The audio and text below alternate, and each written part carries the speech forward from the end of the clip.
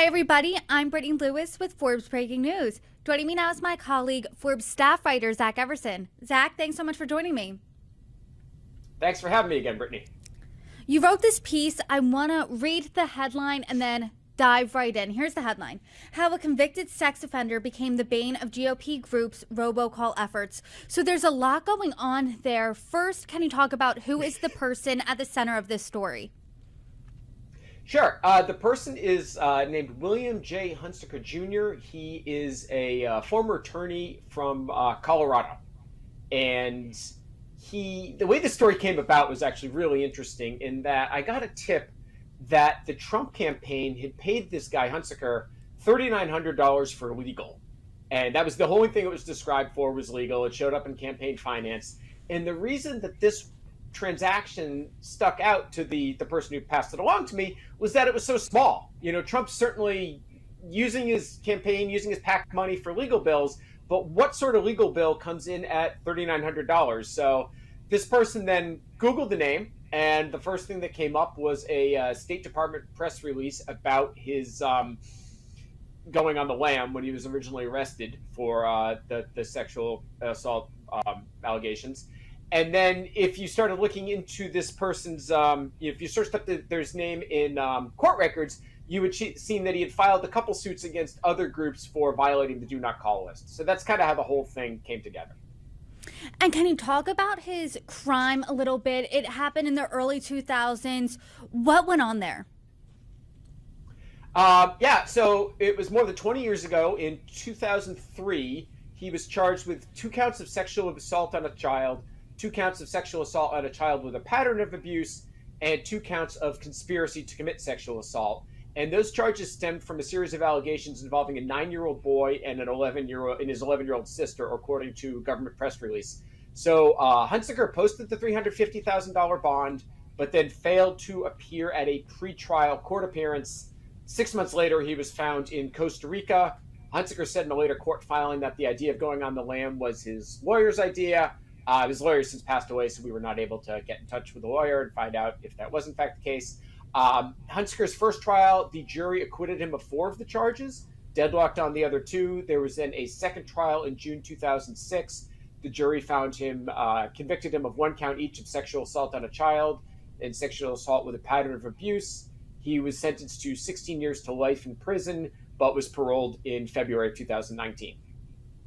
So he gets out of jail, and then he goes on what you described as this lawsuit spree against political groups. Walk us through that. Sure. So later the year that he got out of jail, 2019, he added his phone number to the National Do Not Call Registry. And, that's run by the Federal Trade Commission. I'm sure a lot of people who are watching this are on it. If not, you may want to look into doing it, where you list your name there, and it's to prevent sales calls from coming through to you. But there are certain caveats, and political calls are still allowed. There's a whole bunch of different rules from different organizations based on that. So he filed his first lawsuit in July of 2022, where he sought $1,500 in damages from Turning Point USA, the conservative group that tries to recruit kids on college campuses to push for conservative causes. He filed a lawsuit against them for $1,500. They just said the dispute was resolved amicably.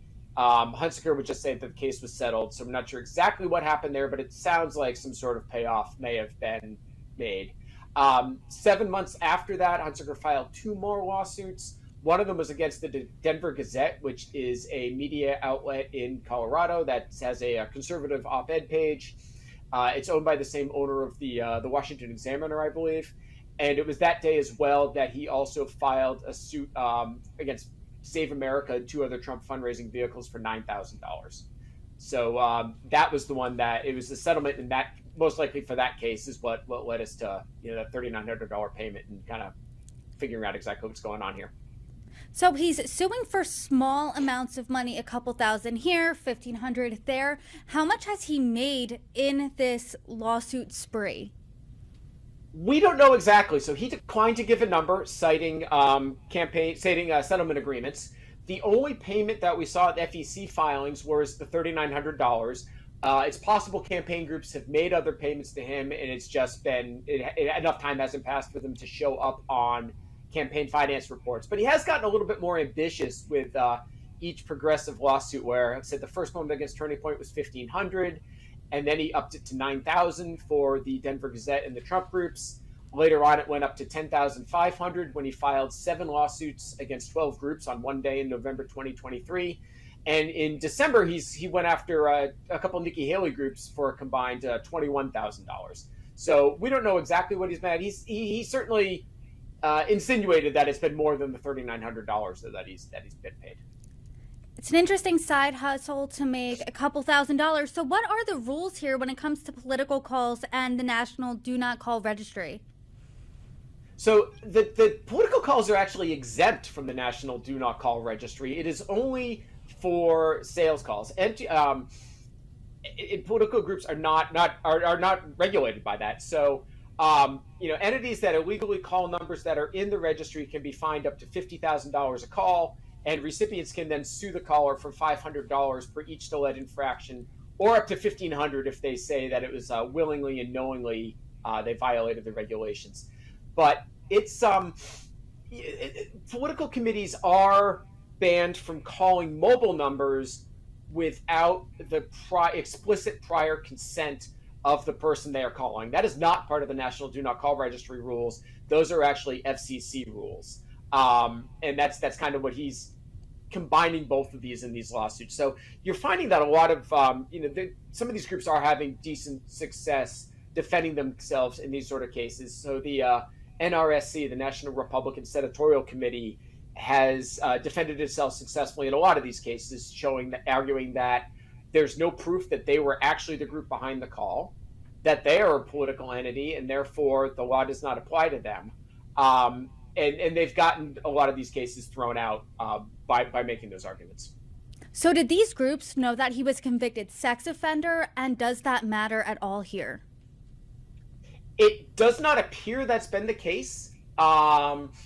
None of them came forward and said they knew it, or they didn't want to comment on it. It is the first result you get if you Google this guy's name. At least for me, it was the press release that the State Department put out about extraditing him from Costa Rica.